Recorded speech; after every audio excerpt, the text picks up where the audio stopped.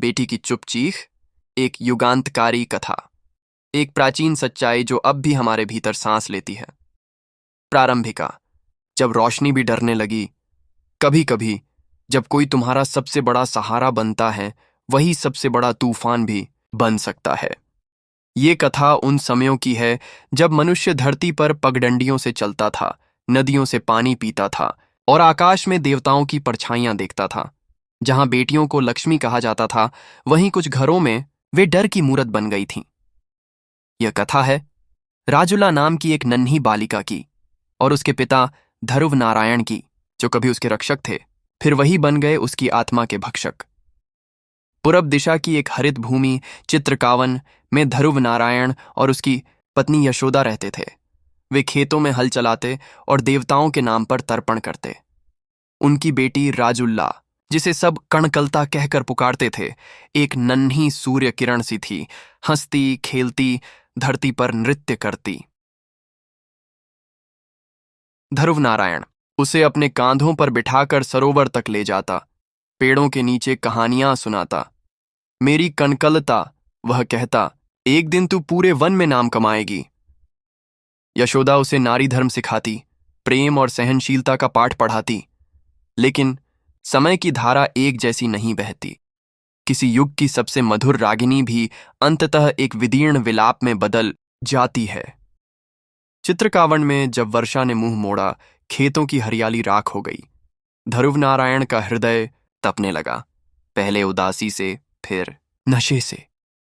अब वह सांझ होते ही मदिरा तुलसी का सेवन करता और घर लौटते समय असभ्य शब्दों का प्रयोग करता।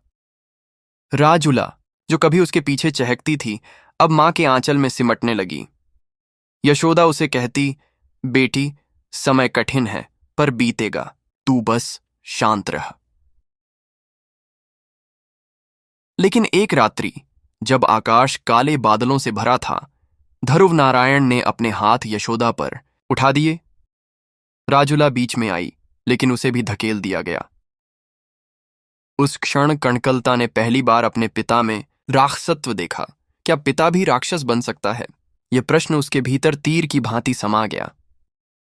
राजुला जब 12 वसंत पूरे कर चुकी थी, यशोदा गंभीर रोग से पीड़ित हो गई। उसका शरीर क्षीण होता गया। ध्रुव नारायण का व्यवहार और भी कटु हो गया। तू अब इस घर पर बोझ है, वह कनकलता को दिन रात कोसता। एक अंधेरी रात जब यशोदा वन चिकित्सालय में थी, ध्रुव नारायण ने राजुला को पास बुलाया। तू अब बड़ी हो गई है, उसने कहा, घर की पीड़ा बांटनी होगी तुझे। उस रात ध्रुव नारायण ने वह किया जो कोई भी नर पिता होते हुए नहीं कर सकता था। कनकलता की चीखें चित्रकावन के शांत वनों को चीरती रहीं, लेकिन कोई देवदूत नहीं आया।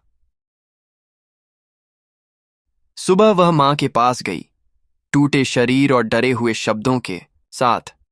यशोदा ने उसे बाहों में भर लिया, रोते हुए कहा, मैं तुझे मुक्त करूंगी बेटी। लेकिन मां अब सिर्फ एक दीपक थी जिसकी लौ बुझने को थी। कुछ सप्ताहों बाद यशोदा देवताओं के लोक को चली गई। अब राजुला एक कैद खाने में थी, जहां रक्षक ही भक्षक था। 4 वर्ष बीते और राजुला अब एक काया मात्र रह गई थी, शरीर जिंदा, आत्मा मृतप्राय। तभी चित्रकावन में निर्माया संघ नामक एक यत्री समूह पहुंचा। वे यत्रियां जो स्त्रियों को शिक्षा और सुरक्षा सिखाते थे। उनमें से एक प्रियांबा राजुल्ला पर दृष्टि डाली। उसके आंखों में अतृप्त अश्रु, उसके मुख पर कभी न बुझने वाला मौन था।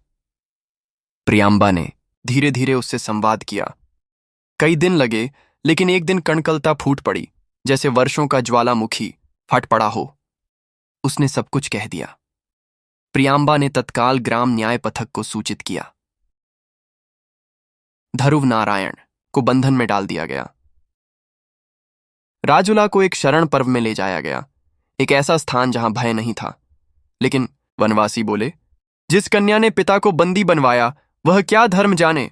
प्रियांबा ने उन्हें उत्तर दिया, जिसने अन्याय सहा वही सच्चा धर्म जानती है। शरण पर्व में राजुला को नया जीवन मिला। वहां उसकी चिकित्सा, आध्यात्मिक साधना और विद्या की शिक्षा प्रारंभ हुई। राजुला ने ठान लिया, अब मैं केवल पीड़िता नहीं हूं, मैं मार्ग बनूंगी दूसरों के लिए।